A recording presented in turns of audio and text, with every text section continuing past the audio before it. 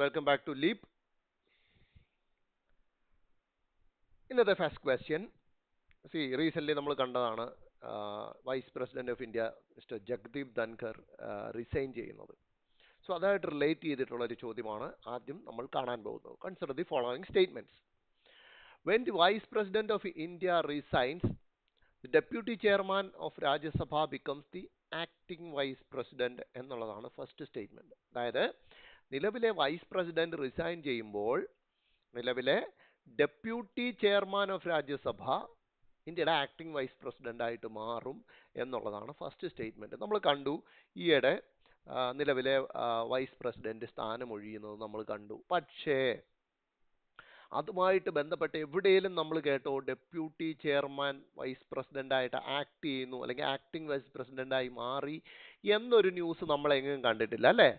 കാരണം നിലവിലെ vice president of India എന്ന് പറയുന്നത് ചെയർമാൻ ഓഫ് രാജ്യസഭയാണ്. അപ്പം വൈസ് പ്രസിഡന്റ് റിസൈൻ ചെയ്യുമ്പോൾ ഡെപ്യൂട്ടി ചെയർമാൻ ആക്ടിംഗ് പ്രസിഡന്റായി മാറി എന്നൊരു ന്യൂസ് നമ്മൾ കേട്ടിട്ടില്ല. ഇനി അത് മാത്രമല്ല, നിങ്ങൾ ലോജിക്കലി ആലോചിച്ച് നോക്കൂ. Vice president of India ex officio chairman of Rajya Sabha ആവുകയാണ്. അതായത് അദ്ദേഹം വൈസ് പ്രസിഡന്റ് ഓഫ് ഇന്ത്യ ആയതുകൊണ്ടാണ് അദ്ദേഹം രാജ്യസഭയുടെ ചെയർമാനായി അല്ലെങ്കിൽ ചെയർപേഴ്സണായി വരുന്നത്. അതായത് വൈസ് പ്രസിഡന്റ് ഓഫ് ഇന്ത്യയെ സംബന്ധിച്ചിടത്തോളം ഒറ്റ ഡ്യൂട്ടി മാത്രമല്ല, രാജ്യസഭയുടെ ചെയർ ആവുക എന്നുള്ള ഡ്യൂട്ടി മാത്രമല്ല അദ്ദേഹത്തിനുള്ളത്. അദ്ദേഹത്തിന് ഒരുപാട് വേറെ ഡ്യൂട്ടീസും ഉണ്ട്. മനസ്സിലായില്ലേ? അപ്പം ഡെപ്യൂട്ടി ചെയർമാൻ ഓഫ് രാജ്യസഭയുടെ ഡ്യൂട്ടി എന്താ? ചെയർമാൻ ഇല്ലാത്ത സമയത്ത് ഹൗസിനെ നിയന്ത്രിക്കുക എന്നുള്ള ഒറ്റ ഡ്യൂട്ടിയേ ഉള്ളൂ. അപ്പൊ ലോജിക്കലി നോക്കുകയാണെങ്കിൽ വൈസ് പ്രസിഡന്റ് ഓഫ് ഇന്ത്യ എന്ന് പറയുന്നത് വലിയൊരു പോസ്റ്റാണ്. അവിടേക്ക് കേവലം രാജ്യസഭയുടെ ഡെപ്യൂട്ടി ചെയർമാൻ ഒരിക്കലും ആക്ടിംഗ് പ്രസിഡന്റായി മാറില്ല എന്നുള്ള ലോജിക്ക് പ്രയോഗിക്കുകയാണെങ്കിലും നമുക്ക് എന്തെടുക്കാം? ഫസ്റ്റ് സ്റ്റേറ്റ്മെന്റ് റോങ് ആയിട്ട് എടുക്കാം. ആൻഡ് സെക്കൻഡ് സ്റ്റേറ്റ്മെന്റ് നോക്കൂ. Newly elected vice president do not get a full 5-year term. അതായത് ഇപ്പം ഇടയ്ക്ക് വെച്ച് റിസൈൻ ചെയ്തതുകൊണ്ട് പുതിയതായിട്ട് വരുന്ന വൈസ് പ്രസിഡന്റിന് ഫുൾ 5-year ടേം കിട്ടില്ല. ഇദ്ദേഹം ബാക്കി വെച്ചിട്ട് പോയത് എത്രയാണോ അത്രയും മാത്രമേ കിട്ടത്തുള്ളൂ എന്നാണ് സെക്കൻഡ് സ്റ്റേറ്റ്മെന്റിൽ പറയുന്നത്. ഇത് ശരിയാണോ? ഇത് ശരിയല്ല എന്ന് നമുക്ക് കോൺസ്റ്റിറ്റ്യൂഷന്റെ ആർട്ടിക്കിൾ 67 നോക്കുമ്പോൾ മനസ്സിലാകും. ആർട്ടിക്കിൾ 67 പറയുന്നുണ്ട്, പുതിയതായിട്ട് തിരഞ്ഞെടുക്കപ്പെടുന്ന വൈസ് പ്രസിഡന്റ് ഫുൾ 5-year ടേമിലേക്കായിരിക്കും അദ്ദേഹത്തിന്റെ ഓഫീസ് ഉണ്ടാവുക. So statement 2 is also wrong. That means our right answer is neither 1 nor 2. അതായത് രണ്ട് സ്റ്റേറ്റ്മെന്റ്സും തെറ്റാണ്. കോൺസ്റ്റിറ്റ്യൂഷൻ പറയുന്നത് ഇങ്ങനെയാണ്: വൈസ് പ്രസിഡന്റ് റിസൈൻ ചെയ്യുകയാണെങ്കിൽ അല്ലെങ്കിൽ ആ പോസ്റ്റ് വേക്കന്റ് ആവുകയാണെങ്കിൽ എത്രയും വേഗം ആ പോസ്റ്റ് ഫില്ല് ചെയ്യാനുള്ള എലക്ഷൻ നടത്തണം എന്നാണ് കോൺസ്റ്റിറ്റ്യൂഷനിൽ പറയുന്നത്. അല്ലാതെ ഒരു vice president acting vice president വരണം എന്നൊന്നും പറയുന്നില്ല. എത്രയും വേഗം പോസ്റ്റ് ഫില്ല് ചെയ്യാനുള്ള എലക്ഷൻ നടത്തി ആ പോസ്റ്റ് ഫില്ല് ചെയ്യുക. ആൻഡ് പുതിയതായിട്ട് തിരഞ്ഞെടുക്കപ്പെടുന്ന vice president as per article 67 full 5-year term ലഭിക്കുന്നതാണ്. ക്ലിയർ ആയല്ലോ? Next one. ഈ ക്വസ്റ്റ്യൻ കാണുമ്പം പലരും വിചാരിക്കും, എടേ മലേറിയയെ കുറിച്ച് എന്തിന്, അതും അതിന്റെ ബേസിക് സയൻസ് കാര്യങ്ങളാണ് ചോദിച്ചിരിക്കുന്നത്. ഇതിനെന്താണ് കറണ്ട് അഫെയറിൽ ഉള്ള സ്ഥാനം? അല്ലെങ്കിൽ UPSC പ്രിലിംസിൽ ഈ ടൈപ്പ് ചോദ്യങ്ങൾ ചോദിക്കുമോ എന്നൊരു ഡൗട്ട് പലർക്കും ഉണ്ടാവും. നമുക്ക് സ്റ്റേറ്റ്മെന്റ്സ് ഒന്ന് നോക്കിയിട്ട് വരാം. Consider the following statements regarding malaria. First one is, malaria is caused by a virus transmitted through the bite of an infected female Anopheles mosquito. So, basic science. Next one, second statement, chloroquine is a widely used anti-malarial drug, but resistance to it has become a significant challenge in many parts of the world. Okay, adum oru basic science സാധനം. And India was declared a malaria-free country by the WHO in 2024. Okay, വേണമെങ്കിൽ അത് ഒരു current affair ആയിട്ട് consider ചെയ്യാം എന്നല്ലേ ഒരു ഇതിലേ ഉള്ളൂ. പക്ഷേ അതല്ല സംഭവം. ശരിക്കും ഇതുമായിട്ട് റിലേറ്റ് ചെയ്തൊരു വലിയ ന്യൂസ് റീസെന്റ് വന്നിട്ടുണ്ടായിരുന്നു. ആ ന്യൂസിലേക്ക് എത്തുന്നതിന് മുൻപ് തന്നെ ഇതിനകത്തെ സ്റ്റേറ്റ്മെന്റ് 1ഉം സ്റ്റേറ്റ്മെന്റ് 2ഉം നമുക്ക് ഈസി ആയിട്ട് ശരിയാണോ തെറ്റാണോ എന്ന് കണ്ടുപിടിക്കാൻ നോക്കൂ. Malaria is caused by a virus transmitted through viral disease ആണോ ഇത്? മലേറിയ ഒരു വൈറൽ ഡിസീസ് അല്ല. മലേറിയ ട്രാൻസ്മിറ്റ് ചെയ്യുന്ന ഒരു വൈറസ് അല്ല. അത് പ്ലാസ്മോഡിയമാണ് ട്രാൻസ്മിറ്റ് ചെയ്യുന്നത്. മനസ്സിലായില്ലേ? അത് വൈറൽ ഡിസീസ് അല്ല. അതുകൊണ്ട് തന്നെ സ്റ്റേറ്റ്മെന്റ് 1 എന്ത് തെറ്റാണെന്ന് എടുക്കുന്നു. സ്റ്റേറ്റ്മെന്റ് 1 തെറ്റുമ്പോൾ തന്നെ നമുക്ക് ആൻസർ കിട്ടുന്നുണ്ടല്ലോ. 2 only is the right. 2 only correct ആണ്. നോക്കൂ, ക്ലോറോക്വിൻ എന്ന് പറയുന്ന ആന്റി മലേറിയൽ ഡ്രഗ് ആണ് വർഷങ്ങളായിട്ട് യൂസ് ചെയ്തുകൊണ്ടിരിക്കുന്നത്. വർഷങ്ങൾ എന്ന് പറയാൻ പറ്റത്തില്ല, ഡെക്കേഡ്സ് ആയിട്ട് യൂസ് ചെയ്തുകൊണ്ടിരിക്കുന്നത്. ഓക്കെ, പക്ഷെ അതിനോട് എന്ത് പറ്റി? ഇപ്പം റെസിസ്റ്റൻസ് ഈ പ്ലാസ്മോഡിയം കാണിച്ചു തുടങ്ങി. അതായത് ആ മരുന്നിനെ തോൽപ്പിക്കുന്ന രീതിയിലേക്ക് ഈ മൈക്രോ ഓർഗാനിസം വളരാനും സ്പ്രെഡ് ചെയ്യാനും തുടങ്ങി. ഓക്കെ, അത് വലിയൊരു ചലഞ്ചാണ്. അതായത് ഈ മലേറിയ കണ്ടെയ്ൻ ചെയ്യുന്നതിനകത്ത് ഈ ഡ്രഗ് വലിയ സ്ഥാനം വഹിച്ചിരുന്നു. പക്ഷേ ഇപ്പം അതിനോട് റെസിസ്റ്റൻസ് കാണിക്കാൻ തുടങ്ങിയിട്ടുണ്ട് ഈ മൈക്രോ ഓർഗാനിസം. അത് കാരണം മലേറിയ കണ്ടെയ്ൻ ചെയ്യുക എന്ന് പറയുന്നത് ഇപ്പോൾ റൈറ്റ് ഒരു ചലഞ്ചായി മാറിയിരിക്കുകയാണ്. അവിടെയാണ് നമ്മുടെ ന്യൂസിൻ്റെ സ്ഥാനം ഇരിക്കുന്നത്. ഓക്കെ, അവിടെയാണ് നമ്മുടെ ന്യൂസിൻ്റെ സ്ഥാനം ഇരിക്കുന്നത്. എന്തുകൊണ്ട് എന്ന് ചോദിച്ചു കഴിഞ്ഞാൽ, റീസെൻ്റ്ലി ICMR ഒരു പുതിയ വാക്സിൻ ഡെവലപ്പ് ചെയ്തു, ആഡ്ഫാൽസി വാക്സ്. ഇതാണ് എന്തിലുണ്ടായിരുന്നത്? ന്യൂസിലുണ്ടായിരുന്ന കാര്യം ഇതാണ്. അതായത് ICMR has announced a candidate vaccine for malaria എന്ന് പറഞ്ഞിട്ടാണ് ന്യൂസ്. അപ്പോൾ ഈ ആഡ്ഫാൽസി വാക്സിനെ കുറിച്ച് ക്വസ്റ്റ്യൻ ഒന്നും വരാനുള്ള സാധ്യതയില്ല. പകരം മലേറിയയുടെ ബേസിക്സ് വെച്ചിട്ട് ക്വസ്റ്റ്യൻ വരാനുള്ള ചാൻസ് ഉണ്ട്. അതുകൊണ്ടാണ് ഈ തരത്തിൽ ക്വസ്റ്റ്യൻ ഫ്രെയിം ചെയ്തിരിക്കുന്നത്. അപ്പം നമ്മളൊന്ന് ഓർത്തിരിക്കണം. ബിക്കോസ് ഫോർ മെയിൻസിനോ അല്ലെങ്കിൽ നിങ്ങൾക്ക് ഇന്റർവ്യൂവിനോ ഒക്കെ ഇതുമായിട്ട് റിലേറ്റ് ചെയ്ത് വരുമ്പോൾ നിങ്ങൾക്ക് എഴുതാൻ പറ്റുന്നോ പറയാൻ പറ്റുന്ന ഒരു കാര്യമാണ്. ആഡ്ഫാൽസി വാക്സ് എന്ന് പറയുന്ന ഒരു കാൻഡിഡേറ്റ് വാക്സിൻ ഡെവലപ്പ് ചെയ്തിട്ടുണ്ട്. അത് നമ്മുടെ ICMR ആണ് ഡെവലപ്പ് ചെയ്തേക്കുന്നത്. അപ്പം നമുക്ക് അതൊരു പ്രൗഡ് മൊമെന്റ് ആണ്, അല്ലേ? അപ്പം ഇനി നോക്കൂ, ലാസ്റ്റ് സ്റ്റേറ്റ്മെന്റ് തെറ്റാണെന്നുള്ളത് നമുക്ക് കിട്ടി. എന്തുകൊണ്ട് തെറ്റിയെന്ന് നോക്കൂ. ഇന്ത്യ ഇതുവരെ മലേറിയ ഫ്രീ ആയിട്ടില്ല. അതാണ് ഏറ്റവും വലിയ കാര്യം. ഇന്ത്യ മലേറിയ ഫ്രീ ആയിട്ടില്ല. ഇന്ത്യക്ക് ഒരു മലേറിയ എലിമിനേഷനുള്ള ഒരു ഫ്രെയിംവർക്ക് നമ്മൾ 2016 ലോഞ്ച് ചെയ്തിട്ടുണ്ട്. അതിന് പ്രകാരം 2027 ഇൻഡിജനസ് മലേറിയ കേസസ് ഇല്ലാതാക്കുകയും 2030 പൂർണ്ണമായിട്ട് ഇല്ലാതാക്കുകയും ചെയ്യണം എന്നുള്ളൊരു ലക്ഷ്യമുണ്ട് നമുക്ക്. അപ്പം national framework four malaria elimination പ്രകാരം 2027 എന്താണ്?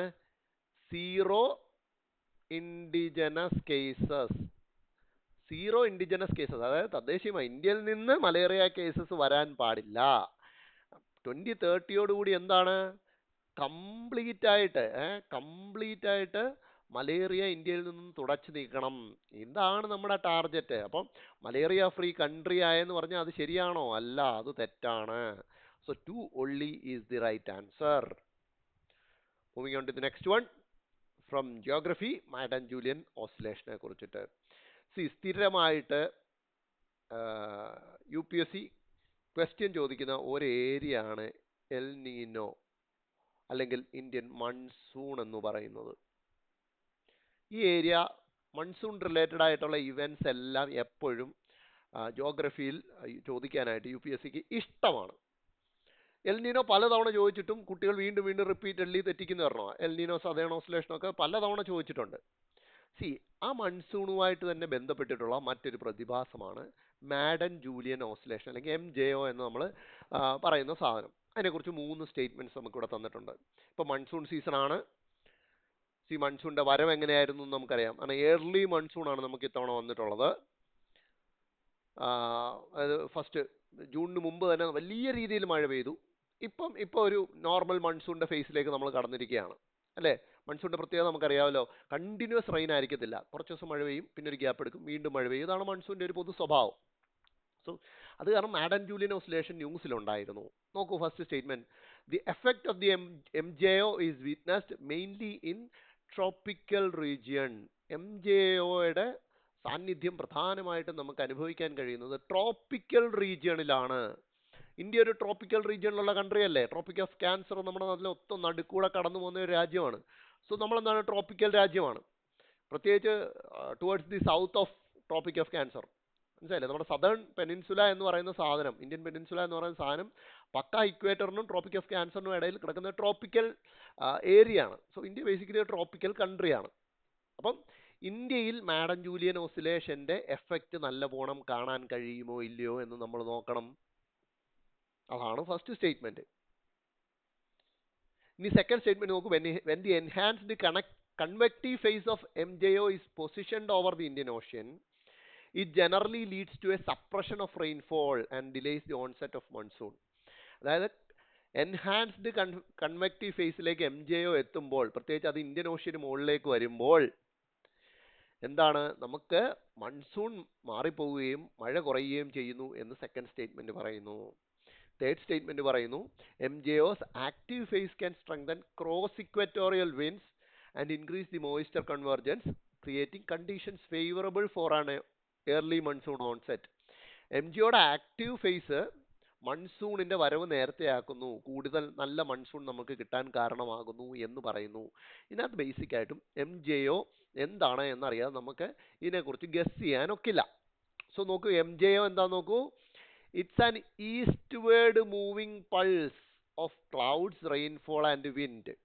അതായത് ഈസ്റ്റ്വേർഡ് മൂവ് ചെയ്യുന്ന pulse of clouds, rainfall and വിൻഡിനെയാണ് എന്ത് MJO എന്ന് പറയുന്നത്. And it circles the globe in the tropics. So tropical ഏരിയയിലെ ഗ്ലോബിനെ സർക്കിൾ ചെയ്തുകൊണ്ടിരിക്കുന്ന an eastward moving pulse of clouds, rains and വിൻഡിനെയാണ് എന്ത് നമ്മൾ വിളിക്കുന്നത്, MJO എന്ന് വിളിക്കുന്നത്. സോ ഫസ്റ്റ് ഓപ്ഷൻ അന്നേരം കറക്റ്റ് ആയില്ലേ. ട്രോപ്പിക്കൽ റീജിയനിൽ ഗ്ലോബിനെ ചുറ്റിക്കൊണ്ടിരിക്കുന്ന പ്രതിഭാസമാണ് MJO. അപ്പം അതിന്റെ എഫക്റ്റ് ഏറ്റവും കൂടുതൽ ഉണ്ടാവുക ട്രോപ്പിക്കൽ റീജിയനിലായിരിക്കും. സോ ഫസ്റ്റ് വണ്ണ് കറക്റ്റ് ആയി. ഇനി സെക്കൻഡ് വൺ നോക്കൂ. എൻഹാൻസ്ഡ് കൺവെക്റ്റീവ് ഫേസിന്റെ മറ്റൊരു പേരാണ് ആക്റ്റീവ് ഫേസ്. മനസ്സിലായില്ലേ? ഈ എൻഹാൻസ്ഡ് കൺവെക്റ്റീവ് ഫേസിനെ തന്നെയാണ് നമ്മൾ എന്ത് വിളിക്കുന്നത്, ആക്റ്റീവ് ഫേസ് എന്ന് പറയാൻ പറ്റുന്നത്. സോ ആക്റ്റീവ് ഫേസിൽ, MJOയുടെ ആക്റ്റീവ് ഫേസിൽ ഇന്ത്യയിൽ എന്താ സംഭവിക്കുക, സപ്രഷൻ ഓഫ് റെയിൻഫോൾ അല്ല ഉണ്ടാവുക, നല്ല അടിപൊളി റെയിൻഫോൾ ഉണ്ടാവും. മൺസൂൺ നല്ല സ്ട്രോങ് മൺസൂൺ ആയിരിക്കും. സോ സെക്കൻഡ് സ്റ്റേറ്റ്മെന്റ് എന്താണ്, തെറ്റാണ്. അങ്ങനെ സെക്കൻഡ് സ്റ്റേറ്റ്മെന്റ് തെറ്റാവുമ്പോൾ ഇതിൽ എയോ ബിയോ ആയിരിക്കും ആൻസർ എന്ന് നമുക്ക് ഉറപ്പാണ്. അപ്പൊ എൻഹാൻസ്ഡ് കൺവെക്റ്റീവ് ഫേസ് എന്ന് എടുത്തുകൊണ്ട് തെറ്റിക്കരുത്. അത് MJOയുടെ ആക്റ്റീവ് ഫേസ് ആണ് കാണിക്കുന്നത്. MJOയുടെ ആക്റ്റീവ് ഫേസിൽ എന്താ സംഭവിക്കുന്നത്, വിൻസിന്റെ ഭയങ്കരമായിട്ടുള്ള ഒരു കൺവെർജൻസും റൈസും ഉണ്ടാകും. അതായത് വിൻസ് ഇങ്ങനെ വന്നിട്ട് ഇങ്ങനെ മേളിലോട്ട് പോവും. ഓക്കെ, മേളിലോട്ട് പോയിട്ട് അതെന്തെടുക്കും, ഇങ്ങനെ പോവും, വന്ന് ഇവിടെ താഴെ കൺവെർജ് ചെയ്യുന്നു, സർഫസിൽ വന്ന് കൺവെർജ് ചെയ്യുന്നു, ഇങ്ങനെ പോകുന്നു, എന്നിട്ട് പോയിട്ട് എവിടെ ഇറങ്ങും, കുറച്ച് കഴിയുമ്പോഴത്തേക്ക് യാത്ര ചെയ്ത് കഴിയുമ്പോഴത്തേക്ക് കൂൾ ഡൗൺ ആയിട്ട് ട്രോപ്പിക്സിലേക്ക് ഇറങ്ങും. മനസ്സിലായോ? ഇങ്ങനെ ഇതിങ്ങനെ ഈ സാധനത്തിനെയാണ് ആക്റ്റീവ് ഫേസ് എന്ന് വിളിക്കുന്നത്. ഈ ആക്റ്റീവ് ഫേസിൽ എത്തുമ്പോൾ സർഫസ് വിൻസ് കൺവെർജ് ചെയ്ത് റൈസ് ചെയ്യുന്നു. ആ റൈസ് ചെയ്ത് പോകുന്ന സാധനം കുറച്ച് ദൂരം യാത്ര ചെയ്ത് കഴിയുമ്പോൾ മോയിസ്റ്റ് ആയിട്ട് കൂളായി കണ്ടൻസ് ആയിട്ട് എന്ത് വരുന്നു, വലിയ ക്ലൗഡ്സും എക്സസീവ് റെയിൻഫോളും ആയിട്ട് താഴേക്ക് വരുന്നു. മനസ്സിലായോ? തണുത്ത് കഴിയുമ്പോഴത്തെ എക്സസീവ് റെയിൻഫോൾ ഉണ്ടാവുന്നു. അപ്പൊ സർഫസ് വിൻസ് മോയിസ്ചർ എടുത്തുകൊണ്ട് ഇങ്ങനെ വരും. എന്നിട്ട് ഇത് മുകളിലേക്ക് റൈസ് ആവും. റൈസ് ആയി കഴിഞ്ഞിട്ട് കുറച്ച് ദൂരം യാത്ര ചെയ്ത് കഴിയുമ്പോൾ തണുക്കുന്നു, കണ്ടൻസ് ആവുന്നു, താഴേക്ക് ഹെവി റെയിൻഫോളിന്റെ രൂപത്തിൽ വരുന്നു. അത് ഇന്ത്യൻ ഓഷ്യന്റെ മുകളിലേക്ക് എത്തുമ്പോഴത്തേക്ക് എന്തായിരിക്കും, ഇന്ത്യയിൽ നല്ല മഴ പെയ്യിപ്പിക്കും. മാത്രമല്ല ആക്റ്റീവ് ഫേസിൽ ക്രോസ് ഇക്വറ്റോറിയൽ വിൻസ് സ്ട്രോങ് ആയിരിക്കും. അതായത് നമുക്കറിയാമല്ലോ, നമ്മുടെ സൗത്ത് വെസ്റ്റ് മൺസൂണിന്റെ കാറ്റ് എവിടെ നിന്ന് വരുന്നു, അങ്ങ് താഴേന്നാണ് വരുന്നല്ലേ. മഡഗാസ്കറിന്റെ സൈഡിൽ നിന്നാണ് ഇത് ജനറേറ്റ് ചെയ്ത് വരുന്നത്. സോ അത് ഇക്വേറ്റർ ക്രോസ് ചെയ്ത് നോർത്തേൺ ഹെമിസ്ഫിയറിലോട്ട് കയറുമ്പോഴാണ് ഇത് സൗത്ത് വെസ്റ്റ് മൺസൂണായി മാറുന്നത്. അങ്ങനെ ക്രോസ് ഇക്വറ്റോറിയൽ വിൻഡിനെ സ്ട്രെങ്തൻ ചെയ്യുന്നുകൊണ്ട്, മോയിസ്ചർ കൺവെർജൻസ് കൂട്ടിക്കൊണ്ട് മൺസൂൺ നേരത്തെയാക്കി, മൺസൂൺ നല്ല സ്ട്രോങ് ആക്കി തരുന്നുണ്ട്. എന്ത്, മാഡൻ ജൂലിയൻ ഓസിലേഷൻ. നിങ്ങൾ ടെക്സ്റ്റിൽ പഠിക്കുന്ന കാര്യമാണ്. So right answer is 1 and 3. ടെക്സ്റ്റിൽ പഠിക്കുന്ന, പ്രത്യേകിച്ച് ജോഗ്രഫി, നമ്മുടെ ടെക്സ്റ്റിൽ പഠിക്കുന്ന എന്ത് കാര്യവും ന്യൂസിലുണ്ടെങ്കിൽ അത് very very very very important ആണ് കേട്ടോ. ഒരു സംശയവും ഇല്ലാതെ പറയാം, ഇത് വെരി ഇമ്പോർട്ടൻ്റ് ആയിട്ടുള്ള ടോപ്പിക്കാണ്. ബിക്കോസ് നമ്മുടെ ടെക്സ്റ്റിലുള്ള സാധനമാണ്, അത് ന്യൂസിലും കൂടെ വരുമ്പോഴത്തേക്കും very very important. Next one നോക്കൂ. വീണ്ടും എൻവയൺമെന്റിൽ നിന്നൊരു ചോദ്യമാണ്. Consider the following statements regarding Lantana camara. Lantana camara എന്ന് പറയുന്ന ഒരു ചെടിയെ കുറിച്ചിട്ടാണ് ചോദ്യം. ഇങ്ങനെ ചോദ്യം വരുമ്പോൾ ഞാൻ നേരത്തെ പറഞ്ഞു, എൻവയൺമെന്റ് റിലേറ്റഡ് ആയിട്ട് പക്ഷികൾ, മൃഗങ്ങൾ, പൂക്കൾ, ഇനി പൂവൊന്നും പുഷ്പിക്കാത്ത ചെടികളായിക്കോട്ടെ, എന്ത് വന്നാലും അത് നമ്മൾ വായിച്ചു വെക്കണം. കാരണം പേരറിയുക എന്നുള്ളത് വളരെ ഇമ്പോർട്ടൻ്റാണ്. ഇപ്പം ലണ്ടന കെമര എന്ന് പറയുമ്പോൾ പലർക്കും ഈ പൂ എന്താണ് അല്ലെങ്കിൽ ചെടി എന്താണ് എന്ന് മൈൻഡിലോട്ട് എത്തത്തില്ല. എത്തിക്കഴിഞ്ഞാൽ കുറേയൊക്കെ നമുക്ക് ആൻസർ ചെയ്യാനൊക്കും. പലപ്പോഴും അതാണ് പ്രശ്നം. എൻവയോൺമെന്റിലെ പല ചോദ്യങ്ങളും ചോദിക്കുന്നത് സയന്റിഫിക് ടേംസ് ഒക്കെ തന്നിട്ട് ഇത് എന്ത് ടൈപ്പ് ആനിമലാണ്. ഇപ്പം എത്രയോ തവണ കഴിഞ്ഞ പ്രിലിംസിൽ ചോദിച്ചിട്ടുണ്ട്. അതായത് നമുക്കറിയാത്ത കുറച്ച് പേരുകൾ തരും, എന്നിട്ട് ചോദിക്കും what kind of an animal is this, എന്നിട്ട് ഓപ്ഷൻ ബേർഡ്സ്, റെപ്റ്റൈൽസ്, ആംഫിബിയൻസ്, ഇങ്ങനെ ഓപ്ഷൻ തരിക.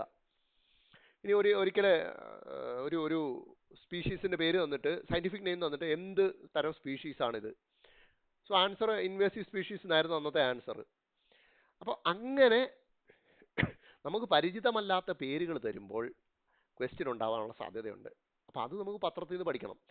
ലണ്ടന കെമര എന്ന് പറയുന്ന സാധനം നമ്മൾ മലയാളത്തിൽ അരിപ്പൂവ് എന്നറിയപ്പെടുന്ന സാധനമാണ്. അരിപ്പൂവ് നിങ്ങൾ കണ്ടിട്ടുണ്ടോ? നല്ല ഓരോ ഓർണമെന്റൽ ഫ്ലവറാണ്, നല്ല രസമാണ് അതിന് കാണാൻ. പല കളറിലെ ചെറിയ ചെറിയ ചെറിയ പൂക്കളോട് കൂടിയിട്ട് ബഞ്ചായിട്ട്. നമ്മുടെയൊക്കെ നാട്ടിലുണ്ട് ഈ സാധനം, നമ്മുടെ എല്ലാവരുടെയും നാട്ടിലുള്ള സാധനമാണ്. വൈലി ഇത് കേരള, കർണാടക, തമിഴ്നാട് സ്ഥലങ്ങളിലാണ് ഏറ്റവും കൂടുതൽ കാണുന്നത്. അതിനെക്കുറിച്ചിട്ടാണ് ചോദ്യം. First one, Lantana camara is a native plant of India, particularly found in the Western Ghats. Direct answer പറയാമല്ലോ. വെസ്റ്റേൺ ഗാർഡ്സിലുണ്ട്, പക്ഷേ നേറ്റീവ് ടു ഇന്ത്യ അല്ല. ഈ പാർട്ട് തെറ്റാണ്. നേറ്റീവ് ടു ഇന്ത്യ അല്ല, it is native to the Americas. പ്രത്യേകിച്ച് tropical അമേരിക്കാസിലുള്ള അവിടെ നിന്നും വന്നിട്ടുള്ള ഒരു പ്ലാന്റ് സ്പീഷീസ് ആണ് ലണ്ടന കെമര എന്ന് പറയുന്നത്. So first statement is wrong. Second statement, it is known for it's dense growth forming thickets that suppress the growth of other vegetation. This is true because ലണ്ടന കെമര എന്ന് പറയുന്നത് എന്താണ്? ഒരു ഇൻവേസീവ് സ്പീഷീസ് ആണ്. Invasive species എന്ന് പറഞ്ഞാൽ ഇവനെ ഏതെങ്കിലും ഒരു എൻവയോൺമെന്റിലേക്ക് പ്ലാന്റ് ചെയ്ത് കഴിഞ്ഞാൽ ഇവൻ പിന്നെ ആ ഏരിയ അവന്റെ സ്വന്തമാക്കി മാറ്റും. ഇവൻ അങ്ങ് വളർന്ന് പന്തലിക്കും. മാത്രമല്ല ഇവന്റെ വളർച്ചയിൽ ബാക്കിയുള്ളവരെ മുരടിപ്പിക്കുകയും ചെയ്യും. അതാണ് അവിടെ കൊടുത്തിരിക്കുന്നത് സെക്കൻഡ് സ്റ്റേറ്റ്മെന്റിൽ. ഇൻവേസീവ് സ്പീഷീസിന്റെ പൊതു സ്വഭാവം അതാ. ഇവനെ വളർത്തി വിട്ട് കഴിഞ്ഞ് കഴിഞ്ഞാൽ നമ്മുടെ നാട്ടിൽ കാണുന്ന കമ്മ്യൂണിസ്റ്റ് പച്ചയില്ലേ, കമ്മ്യൂണിസ്റ്റ് പച്ച ഒരു ഇൻവേസീവ് സ്പീഷീസാണ്. നിങ്ങൾ നോക്കിയാൽ മതി, കമ്മ്യൂണിസ്റ്റ് പച്ച ഉള്ളിടത്തൊന്നും എന്താണ്, മറ്റൊരു ചെടിയെ വളരാൻ ഇവൻ അനുവദിക്കത്തില്ല. വല്ല പുല്ലൊക്കെ കിളിക്കുന്നുണ്ടാവും അവിടെ ഇവിടെയൊക്കെ, പക്ഷേ കമ്മ്യൂണിസ്റ്റ് പച്ച കയറിയിടത്തൊക്കെ ഇവനങ്ങ് ആർത്ത് കിളിച്ചങ്ങ് പോവും. അതേപോലെ കാണാം അരിപ്പൂവും.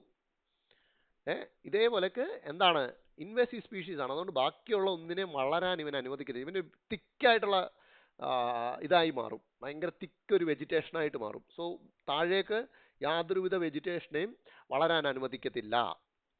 നെക്സ്റ്റ് വൺ നോക്കൂ, the plant is highly toxic to life stock and can be poisonous to humans if ഇൻഡസ്റ്റഡ്.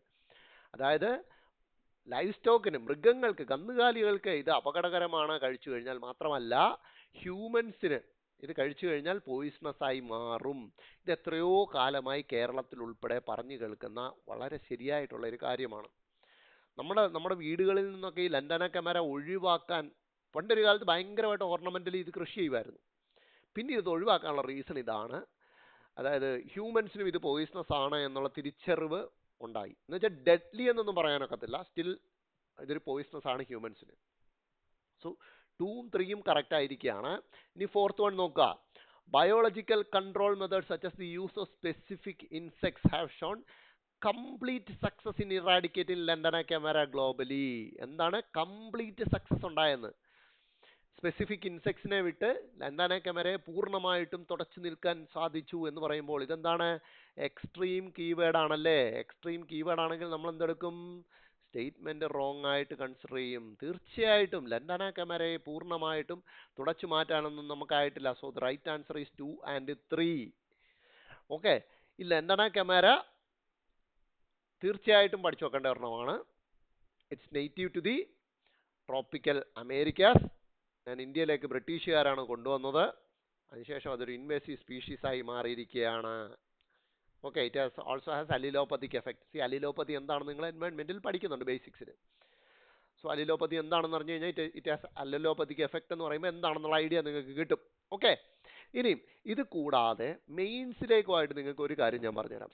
ഈ ലണ്ടന കെമര ഞാൻ പറഞ്ഞു എവിടെയൊക്കെയാണ് ഉണ്ടാകുന്നത്? ഏറ്റവും കൂടുതൽ തഴച്ചു വളരുന്ന സ്ഥലം എന്ന് പറഞ്ഞു കഴിഞ്ഞാൽ കേരള, തമിഴ്നാട് ആൻഡ് കർണാടകയാണ്. ഇതിൽ തമിഴ്നാട്ടിലും കർണാടകയിലും ഈ ലണ്ടാന കമാര ഇപ്പം ഭയങ്കര വലിയൊരു വരുമാന മാർഗമാണ്.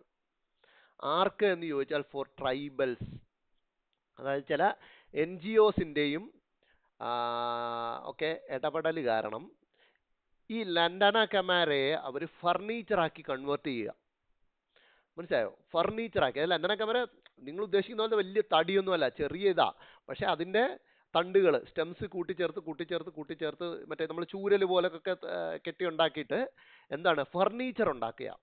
ഈ ഫർണിച്ചറിന് ഇന്ത്യൻ മാർക്കറ്റ് മാത്രമല്ല, ഇന്റർനാഷണൽ മാർക്കറ്റ് ഉണ്ടായിട്ടുണ്ട്. അതായത് കഴിഞ്ഞ കുറച്ച് വർഷങ്ങൾക്കുള്ളിൽ കോടികളുടെ ടേൺ ഓവറാണ് ഈ ലണ്ടന കമാരയുടെ ഫർണിച്ചറിൽ ഉണ്ടായിക്കൊണ്ടിരിക്കുന്നത്. അതായത് ട്രൈബൽ പോപ്പുലേഷൻ ഇത് മെയിൻലി ഇതിൽ ഇടപെടുന്നത്. കാരണം കാടുകളിൽ കയറി ഇത് വെട്ടിയെടുത്ത് ഫർണിച്ചർ ആക്കണം. ഈ NGOs ട്രൈബൽസിൻ്റെ അപ്ലിഫ്റ്റ്മെൻറ്റിന് വേണ്ടി ചെയ്യുന്ന പരിപാടിയാണ്. അപ്പം അത് വലിയ രീതിയിൽ ട്രൈബൽസിനെ ഹെൽപ്പ് ചെയ്യുന്നുണ്ട്. അപ്പം ലണ്ടന കമാര കേവലം ഒരു ഇൻവേസീവ് സ്പീഷീസ് ആക്കി പഠിച്ച് തള്ളുകയല്ല വേണ്ടത്. അത് ഭയങ്കര വലിയ രീതിയിൽ എന്താണ് ഒരു റവന്യൂ ജനറേറ്റിംഗ് സാധനമായി മാറിയിരിക്കുകയാണ്. നിങ്ങൾ നോക്കിയാൽ മതി, ലണ്ടന കമാര എലിഫൻസ് എന്നും പറഞ്ഞിട്ട് ഗൂഗിളിൽ ചുമ്മാ സെർച്ച് ചെയ്ത് നോക്കുക. Okay, Lantana camara elephants. അതായത് ഭയങ്കര സൈസുള്ള എലിഫൻറ്റിൻ്റെ രൂപം ഈ ലണ്ടന കമാരയുടെ തണ്ടുകൾ വെച്ചിട്ടുണ്ടാക്കുന്നു. അത് നമുക്ക് നോക്കിയാൽ കാണാം. രാഷ്ട്രപതി ഭവൻ മ്യൂസിയത്തിലുണ്ട്. ഈവൻ ബ്രിട്ടീഷ് രാജകുടുംബത്തിൻ്റെ പക്കലുണ്ട്. അതായത് നമ്മുടെ ഇന്ത്യയിലെ പല എയർപോർട്ടുകളിലും ഇത് കാണാം. അത് വലിയ ഇന്റർനാഷണലി വലിയ മാർക്കറ്റിൽ ലണ്ടന കമാര എലിഫൻസിന് ഉണ്ടാക്കിയിട്ടുണ്ട്. ഇത് നമുക്ക് മെയിൻസിൽ യൂസ്ഫുൾ ആയിട്ട് വരും. നിങ്ങൾക്ക് എവിടെയെങ്കിലുമൊക്കെ എഴുതി വെക്കാൻ പറ്റുന്ന ഒരു സാധനം. അതുകൊണ്ട് അത് പറഞ്ഞു. അതായത് കണ്ടോ, അരിപ്പൂവ്, ഈ സാധനമാണ് ലണ്ടന കമാര. നോക്കൂ, ഈ ക്വസ്റ്റ്യൻ ഒരു നോർമൽ ക്വസ്റ്റ്യൻ ആയിട്ട് നിങ്ങൾക്ക് ഫീൽ ചെയ്യണം. പക്ഷേ ഇത് വന്ന സോഴ്സാണ് ഞാൻ നിങ്ങളെ കാണിക്കുമ്പോൾ നിങ്ങളത് ശ്രദ്ധിച്ചിട്ടുണ്ടാവില്ല പലരും. നിങ്ങൾ ചോദിക്കും, ഈ ചോദ്യം അല്ലെങ്കിൽ ഈ ടോപ്പിക്ക് ഹിന്ദുവിൽ എവിടെ ഉണ്ടായിരുന്നു കഴിഞ്ഞ കുറച്ച് ദിവസങ്ങളിൽ എന്ന് ചോദിച്ചു കഴിഞ്ഞാൽ അതിന് എൻ്റെ നല്ലൊരു ഉത്തരമുണ്ട്. നിങ്ങൾ പത്രം എങ്ങനെ വായിക്കുന്നു എന്നതിനനുസരിച്ചിരിക്കും. ഓക്കെ, നോക്കൂ, ക്വസ്റ്റ്യൻ ഇതാണ്. How many of the following are critically endangered? 4 സ്പീഷീസിൻ്റെ പേര് കൊടുത്തിട്ടുണ്ട്. അതിൽ ക്രിട്ടിക്കലി എൻഡേഞ്ചേർഡ് എത്ര എണ്ണം ആണ് എന്നാണ് ചോദ്യം. നമ്മൾ IUCN റെഡ് ലിസ്റ്റ് പ്രകാരം എന്താ ക്രിട്ടിക്കലി എൻഡേഞ്ചേർഡ് ആയിട്ട് പ്രഖ്യാപിച്ചിരിക്കുന്നത് ഏതിനെയൊക്കെയാണ് എന്നാണ് ചോദ്യം. അറിയാൻ വലിയ ചാൻസ് ഒന്നുമില്ല. വെറ്ററൻസ് ഈസി ആയിട്ട് ആൻസർ ചെയ്യും. കാരണം അവർ ഒരുപാട് വർഷങ്ങളായിട്ട് പഠിച്ചു വെച്ചിട്ടുള്ള ഒരു സാധനമായിരിക്കും. നോക്കാം, ഇതിനകത്ത് ഘരിയൽ ഒരു ക്രിട്ടിക്കലി എൻഡേഞ്ചേർഡ് ആയിട്ടുള്ള സ്പീഷീസ് ആണ്. ഘരിയൽ എന്ന് പറഞ്ഞാൽ ടൈപ്പ് ഓഫ് ക്രൊക്കഡൈലാണ്. ഓക്കെ, റെഡ് ക്രൗണ്ട് റൂഫ്ഡ് ടർട്ടിലും എന്താണ് ക്രിട്ടിക്കലി എൻഡേഞ്ചേർഡ് ആണ്. So answer is only 2. ഇതിനകത്ത് ഗാൻജറ്റിക് റിവർ ഡോൾഫിനും ഇൻഡസ് റിവർ ഡോൾഫിനും എന്താണ് ക്രിട്ടിക്കലി എൻഡേഞ്ചേർഡ് ഒന്നുമല്ല, പക്ഷേ എൻഡേഞ്ചേർഡ് ആണ്. മനസ്സിലായി? ഇത് ക്രിട്ടിക്കലി എൻഡേഞ്ചേർഡ് അല്ല, എൻഡേഞ്ചേർഡ് ആണ്. പക്ഷെ ഘരിയലും റെഡ് ക്രൗണ്ട് റൂഫ്ഡ് ടർട്ടിലും എന്താണ് ക്രിട്ടിക്കലി എൻഡേഞ്ചേർഡ് ആണ്. ഘരിയൽ നമുക്ക് ബേസിക്കലി ഇന്ത്യ, ബംഗ്ലാദേശ്, നേപ്പാൾ ആ സൈഡിലൊക്കെ കാണാൻ കഴിയുന്ന ടൈപ്പ് ഓഫ് ക്രൊക്കഡൈലാണ്. റെഡ് ക്രൗണ്ട് റൂഫ്ഡ് ടർട്ടിൽ ഇന്ത്യയിൽ മാത്രമാണ് ഇപ്പോൾ ഉള്ളത്. ഓക്കെ, ഇനി ന്യൂസ് വന്ന സോഴ്സ് നിങ്ങൾക്ക് കാണണ്ടേ? നമുക്ക് നോക്കാം. നിങ്ങൾ ഇങ്ങനെ ഒരു കാർട്ടൂൺ ഹിന്ദുവിൽ ശ്രദ്ധിച്ചിട്ടുണ്ടോ എന്ന് എനിക്ക് അറിഞ്ഞുകൂടാ. ഇങ്ങനെ ഒരു കാർട്ടൂണ് ഹിന്ദുവിൽ ഉണ്ടായിരുന്നു. ഹിന്ദു പേപ്പറിൽ, ഡിജിറ്റലൊന്നും അല്ല ഞാൻ പറയുന്നത്, ഹിന്ദുവിൻ്റെ ന്യൂസ് പേപ്പറിൽ ഇതുണ്ടായിരുന്നു. ഇതിനകത്ത് കണ്ടോ, gharial, red crowned roofed turtle, Gangetic dolphin, Indus dolphin. അതായത് ഇവയൊക്കെ എൻഡേഞ്ചേർഡാ. എൻ്റെ ചോദ്യം ക്രിട്ടിക്കലി എൻഡേഞ്ചേർഡ് ഏതൊക്കെയാണെന്നാ. ഇതെല്ലാം എൻഡേഞ്ചേർഡ് തന്നെയാണ്. സോ ക്വസ്റ്റ്യൻ വന്ന സോഴ്സ് കണ്ടോ. ഞാൻ പറയാം, എപ്പോഴും പത്രത്തിൽ എൻവയോൺമെൻറ്റ് എവിടെ ഉണ്ടോ അതെല്ലാം ശ്രദ്ധിക്കണം. എക്കണോമി എവിടെ ഉണ്ടോ അവിടെ എല്ലാം ശ്രദ്ധിക്കണം. സ്കീംസ് എവിടെ ഉണ്ടോ അതൊക്കെ ശ്രദ്ധിക്കണം എന്ന് പറയുന്നത് എന്തുകൊണ്ടാണ്? എവിടെ ഉണ്ടോ അവിടെ ശ്രദ്ധിക്കണം. ഇത് നോർമൽ ന്യൂസ് മെറ്റീരിയലിൽ മാത്രമല്ല, ആർട്ടിക്കിൾസിൽ മാത്രമല്ല, ഇതുപോലത്തെ കാർട്ടൂൺസിലും ഈ സാധനം കണ്ടുവരാനുള്ള സാധ്യത ഭയങ്കരമായിട്ടുണ്ട്. ഇപ്പം മനസ്സിലായോ പത്രം വായിക്കേണ്ട രീതി എങ്ങനെയാണ് എന്ന്? അപ്പം ക്വസ്റ്റ്യൻ ഫ്രെയിം ചെയ്യുന്നത് എങ്ങനെയാണെന്ന് മനസ്സിലായോ? ഇപ്പം ഇതേപോലെയൊക്കെ ആയിരിക്കും UPSCക്കാരും ക്വസ്റ്റ്യൻ ഫ്രെയിം ചെയ്യുന്നത് എന്നൊരു ബോധം നമുക്കുണ്ടാവണം. അവരും പത്രം വായിക്കുന്നുണ്ട്, അവരും ഇതൊക്കെ കാണുന്നുണ്ട്, അങ്ങനെ ഞാൻ കണ്ടപ്പോഴാണ് ഇത് നമ്മുടെ ചോദ്യമായിട്ട് മാറിയത്. So that's the end of this episode.